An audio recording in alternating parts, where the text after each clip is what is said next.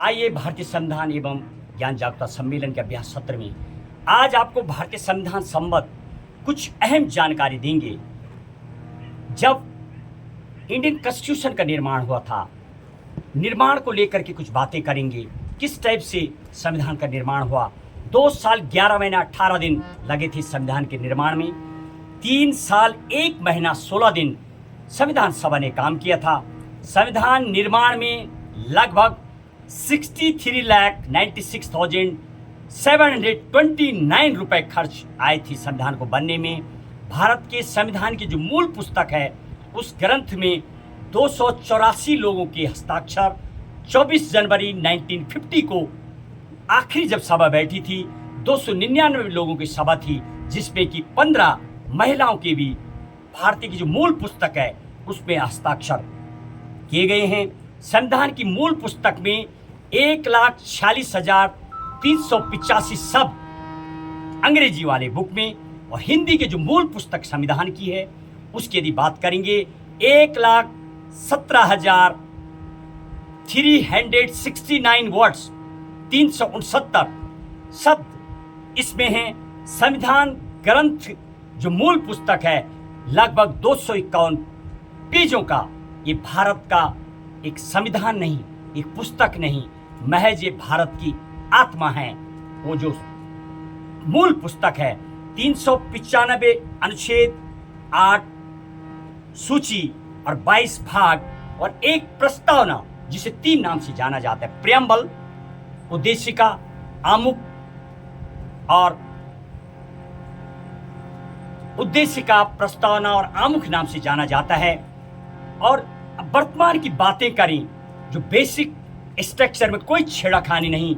24 अप्रैल का अहम दिन जब केस बनन भारती का केस, 13 जजों का फैसला, 68 दिन की लगातार सुनवाई, 703 पेजों का जो फैसला आने के बाद, उसके मद्देनजर वर्तमान में अनुच्छेद तो बढ़े हैं, लेकिन जो बेसिक स्ट्रक्चर में आता है 395, वो तो वही है, का खा गा गा, इस तरीके से बीच में लगभग अभी वर्तमान में 475 अनुच्छेद, 12 सूची और 25 भाग और एक प्रियम्बल, जिसमें कि 42 अमेंडमेंट 1976 स्वर्ण सिंह की सिफारिश पर इंदिरा गांधी की जब सरकार थी, तब उसमें 3 शब्द जोड़े गए थे।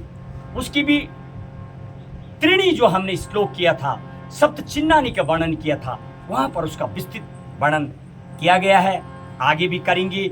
इसके अलावा यदि वर्तमान की बात करें, 5 अपेंडिस यानी परिशिष्ट संविधान में है। 39 करोड़ के लगभग जनसंख्या जब भारत देश आजाद हुआ था, और अभी लगभग 107 अमेंडमेंट हो चुके हैं संविधान में। भाग 20 अनुच्छेद 368 राज्यसभा, लोकसभा और राष्ट्रपति की सिग्नेचर के बाद एक्ट बनता है। उस प्रोसेस से गुजरने के बाद 128 बार लगभग बिल पेश हो चुके संसद में, और 107 के लगभग अमेंडमेंट हो चुका है। संविधान की यदि बातें करें, उद्देश्य प्रस्ताव में और तैयार होने में लगभग 41 दिन लगे थे।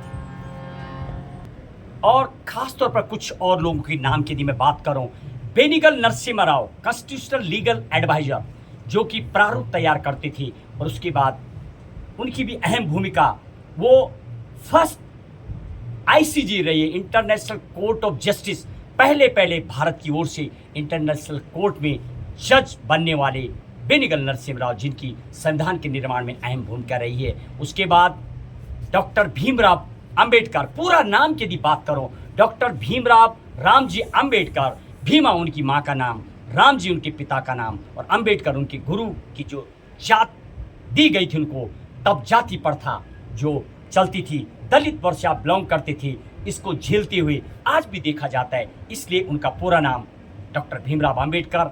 आप जो 7 सदस्य समिति थी, जिसको 3 नाम से जाना जाता है, मसौदा समिति, प्रारूप समिति, पांडुलेखन समिति, ड्राफ्टिंग कमेटी, वो के आप अध्यक्ष थे। और जब संविधान लिखा गया, उसके बाद 3 लोगों की और अहम भूमिका दिखाई देती है। उनके नाम, जिसने कि कैलीग्राफर प्रेम बिहारी नारायण राय ज़्यादा, और उनके साथ दो शांति निकेतन के दो और कलाकार नंदलाल बोस और राम मनोहर सिन्हा, जिनके द्वारा वो जो कैलीग्राफर थे, अब वो पेज उके रह गया इटालिक में लिखने वालों के नाम। और जब तैयार हो गया संविधान, उस टाइम के तत्कालीन जो सरदार वल्लभ भाई पटेल, पंडित जवाहरलाल नेहरू, तमाम लोगों ने जब पेशकश की कि 63 लाख से ज़्यादा जब खर्चा आया संविधान बनने में, आप इसका लिखने कितने रुपए लिया, उन्होंने नहीं लिया। आखिरी पेज पर, प्रत्येक पेज पर उन्होंने मांग की, उन्होंने बोला मैं इसका कोई पैसा नहीं लूँगा। तो प्रेम बिहारी नारायण रायजादा के हस्ताक्षर 251 पेजों में भारतीय मूल संविधान जो पुस्तक है, जो हेलेम बॉक्स में संसद भवन में रखी गई है, उसमें मिलता है। और आखिरी पेज में उनके दादा गुरुजी मास्टर राम प्रसाद सक्सेना कैलीग्राफर का नाम लिखा हुआ मिलता है। 284 लोग हस्ताक्षर, 15 महिलाएं, 299 जो समिति थी। पूर्व में जब कैबिनेट मिशन आया था, उसके बाद जो पहला जो समिति थी संविधान निर्माण वाली, उसमें 389 के लगभग सदस्य पहले चुने गए थे तीनों जगह से। यदि मैं तारीखों की बात करूं तो 22 जुलाई 1947 को नेशनल फ्लैग को अडॉप्ट किया गया, स्वीकार किया गया था, जबकि 15 अगस्त 1947 को देश आज़ाद हुआ। 26 नवंबर 1949 जो कि इंडियन कॉन्स्टिट्यूशन वाज अडॉप्टेड और पास किया गया समिति के द्वारा, संविधान दिवस, विधि दिवस और कानून दिवस के रूप में मनाया जाता है। इसके अलावा 29 अगस्त 1947 को प्रारूप समिति ड्राफ्टिंग कमेटी का गठन किया गया और 30 तारीख से समिति ने लिखना, यानी 30 अगस्त 1947 से संविधान लिखना का अपनी समिति जो डॉक्टर भीमराव अंबेडकर जी थी उनके द्वारा लिखना आरंभ हो गया। 15 अगस्त को देश आज़ाद होने के बाद भारतीय संविधान सभा के अध्यक्ष डॉक्टर राजेंद्र प्रसाद की अहम भूमिका, दोनों भूमिका उनकी होती थी। जब सभा बैठती थी, संवैधानिक सलाहकार थे और बेनीगल नरसिम्हा राव, ड्राफ्टिंग कमेटी, तीनों का पूरा। यदि 24 तारीख की खास बात की जाए, नेशनल फ्लैग 22 जुलाई 1947, नेशनल सॉन्ग, राष्ट्रीय गीत, राष्ट्रीय गान को 24 जनवरी 1950 को भी स्वीकार किया गया था। 24 जनवरी की बात की जाए। और उसके अलावा डॉक्टर राजेंद्र प्रसाद देश के राष्ट्रपति होंगे। राष्ट्राध्यक्ष, जो दो टाइप का दुनिया में देश चलते हैं, राष्ट्राध्यक्ष जहां पर राजा रानी होता है वंशानुगत, उसको गणतंत्र नहीं। जब गणतंत्र बना देश, उसी को गणतंत्र कहा जाता है। जब निर्वाचित राष्ट्राध्यक्ष होते हैं, राष्ट्रपति घोषित किया गया, उसी दिन से भारत देश गणतंत्र बना। और 26 जनवरी 1950 को पूरी रूप से लागू किया गया। 16 अनुच्छेद लगभग, जब 24 जनवरी का दिन लास्ट जो कमेटी बैठी थी संविधान सभा, उस दिन से चालू हो गया था। और भारत का संविधान अंग्रेजी में तैयार किया गया, हिंदी में 1950 में डॉक्टर राजेंद्र प्रसाद की अध्यक्षता में दोबारा तैयार किया गया। और आइए एक प्रधान ग्रंथ जो भारत देश का संविधान है, उसका एक स्वरचित रचना है मेरे मार्गदर्शक की और मेरी टीम की, उस श्लोक के साथ।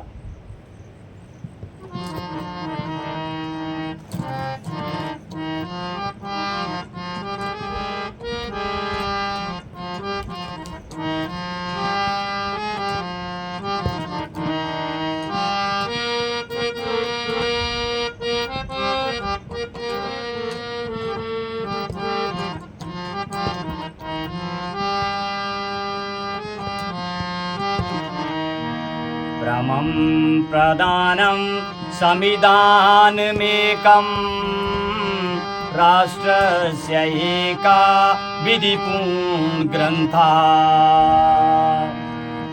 विधिन्यायकार्यः विधया प्रधाना तीसरा सदा कार्यरता तथैव। आइए भारत देश के संविधान की बातें करें। परमं प्रधानम संविधानमेकम, हमारे राष्ट्र भारत का एक ही परम प्रधान ग्रंथ संविधान है। और कैसा है वो? राष्ट्रस्य एका विधि पूर्ण ग्रंथ, जो कि विधि विधान से पूर्ण प्रमुख ग्रंथ है भारत देश का, जिसमें कि 140 करोड़ जनता रहती है। और विदेशी जी जब भारत धरती में आते हैं, उनको भी अनेक ऐसे अनुच्छेद और ऐसे अधिकार बनाए गए हैं जो कि स्वतंत्रता देता है। और अगली पंक्ति, विधि न्याय कार्य विधया प्रधाना। इस संविधान के अंतर्गत विधायिका, कार्यपालिका तथा न्यायपालिका की प्रधानता है। 3 प्रमुख अंग हैं संसद के कार्य करने वाले, विधायिका, कार्यपालिका और न्यायपालिका। और संविधान के भी 3 प्रमुख अंग हैं, राज्यसभा, लोकसभा और राष्ट्रपति। 3 अंग संविधान के, 3 अंग संसद की, ये अपने हिसाब से कार्य करते रहते हैं। तीसरा सदा कार्यरता तथैव। और तीनों अंग हमेशा संविधान के अनुसार कार्यरत रहते हैं।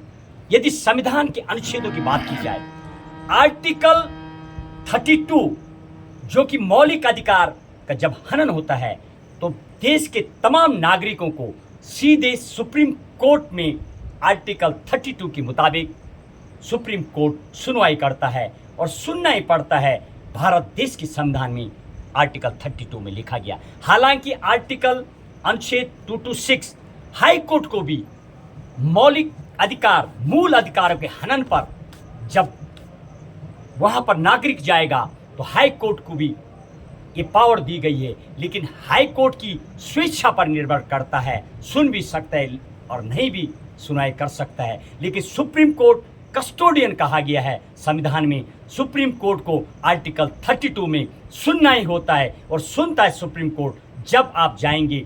और लगातार आप देख रहे, जब से देश आज़ाद हुआ है, लगातार सरकारों की और सुप्रीम कोर्ट की खींचतान देखने को मिलती है। और संविधान निर्माताओं को शायद ये मालूम था, इसीलिए अनुच्छेद 13 में भाग 2 में साफ लिखा गया, सुप्रीम कोर्ट को पुनर्विलोकन यानी जस्टिस पुनर्विलोकन की पावर दी गई है। और उसी का बराबर सुप्रीम कोर्ट जो बेसिक स्ट्रक्चर में छेड़खानी न करने, केस बनाम भारतीय केस, 5 केस सबसे बड़े बड़े, जहां पर 5 जज, सज्जन कुमार का केस, गोलकनाथ का केस और केस बनाम भारती का केस, 5 जजों की उस बारे में भी विस्तृत बात करेंगे। 5 जज बैठे थे, 3 जजों की एक तरफ 2 जज का फैसला, 3 और 2 से फैसला आया था। एक बार 11 जज बैठे थे, 6-5 का फैसला आया था। और आखिरी 24 अप्रैल 1973 केस बनाम भारती का केस, जिसकी आज तक बरकरार है। पुनर्विलोकन यानी कोर्ट को आज भी पावर मौजूद है। अनुच्छेद 13 में क्लोज 2 में लिख के चले गए थे संविधान निर्माता, और उसी के इस्तेमाल।